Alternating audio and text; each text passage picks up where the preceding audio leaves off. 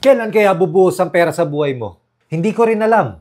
Pero ang alam ko, kahapon binayaran ko si Facebook ng 40,000 pesos sa advertising at nakabenta kami ng worth 200,000 pesos worth of products. Kaya kung business owner ka or someone na gusto matuto ng Facebook ads, ituturo ko sa iyo yung isa sa pinaka-effective na way para kumita or makabenta gamit ang Facebook. Bagong technique to at si Meta na mismo nagsabi na ito yung pinaka-latest nila na technology.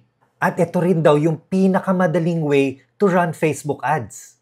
Ang tawag nila dito ay Andromeda. Sa sobrang talino ng AI nila, gusto ni Meta, siya na bahala sa lahat. Promising, di ba? Kaya sinubukan ko. Nag-create ako ng one campaign, hindi nagmamatter kung campaign budget or ad set budget. Nilagyan ko siya ng $200, tapos sa loob, meron lang isang ad set. Pagdating sa targeting, Advantage Plus on lang, in-exclude ko lang yung purchasers, age broad, yung gender suggestion lang, tapos wala ng detailed targeting. Ang importante sa ad set na yun, meron kang 15 to 50 creatives.